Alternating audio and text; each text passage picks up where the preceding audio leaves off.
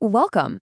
In this explainer, we are diving deep into the science of high-performance coatings, the stuff that protects literally everything around us, from our cars to heavy-duty industrial machinery.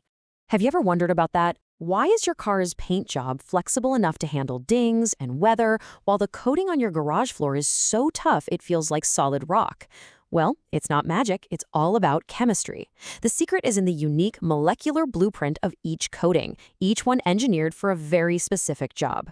So, to really get to the bottom of this, we're going to explore the molecular blueprints of three absolute titans in the coatings world: epoxy, polyurethane, and acrylic resins. Trust me, their core structures are the key to everything. All right, first up, we've got to understand the fundamental architecture, the very design that gives these materials their unique personalities. It all starts way down at the atomic level. Okay, so let's start with epoxy. Its superpower comes from this incredibly dense, three-dimensional network of super strong covalent bonds. Once it cures, these molecules are totally locked into place. Imagine a scaffold built out of superglue. It is not going anywhere, and that's what gives epoxy its amazing strength and hardness. Polyurethane, though, is a bit more clever in its design. See, it actually separates into two parts.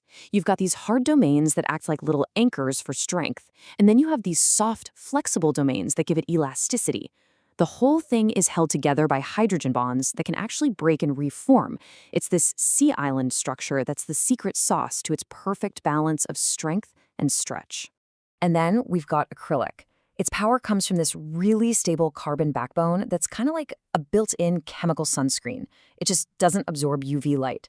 But the real magic is in its side chains. You can swap these out to fine-tune just about any property you can think of, from how hard it is to how flexible it is. It's the ultimate customizable coating. So let's just recap that core difference real quick. Epoxy, it's that rigid, locked-in covalent network. Polyurethane has those dynamic hard and soft segments. And acrylic has that ultra-stable backbone with those super tunable side chains. These molecular differences are the foundation for absolutely everything that follows. So that's the chemistry. But how does all this translate into real-world performance? This is where you really start to see the trade-offs between these materials. And this chart just lays it all out perfectly, doesn't it?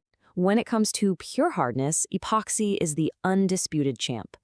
Polyurethane gives you the best of both worlds. It's got fantastic toughness and flexibility combined. And then you have acrylic, the chameleon, which can be adjusted across a huge range to fit exactly what you need.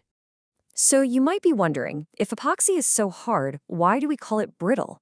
Well, that same dense interlocked network that makes it so strong also means its molecular chains can't move or stretch. So when you apply stress to it, there's no give. The energy has nowhere to go, so the bonds just break. And that's exactly where polyurethane shines. When it gets stretched or hit, those hydrogen bonds can break, which absorbs a ton of energy. But here's the cool part. Once the force is gone, they just reform. It's like having a microscopic, self-healing, shock-absorbing system. And that's what gives polyurethane its incredible toughness. Okay, so they can handle a beating, but what about the other stuff? Chemical spills or just the relentless attack of sunlight day after day? Let's throw them into the endurance gauntlet and see how they hold up. When it comes to chemicals, epoxy's dense network makes it a real fortress, especially against things like alkalis. Polyurethane's performance? Well, it really depends on the specific recipe. The polyether types are fantastic against water, but the polyester ones can be a bit more vulnerable. Acrylics are generally pretty solid, but that ester group can sometimes be a weak spot for water to attack. Now for what might be the single biggest factor for any outdoor use: sunlight.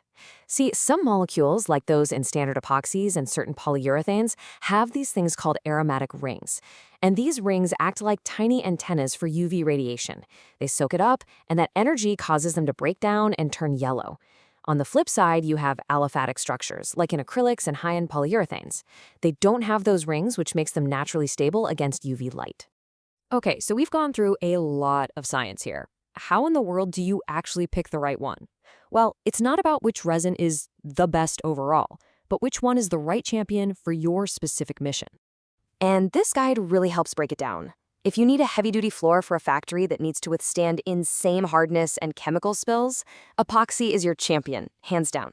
For that shiny, flexible, and UV-proof top coat on a car, an aliphatic polyurethane is the perfect choice.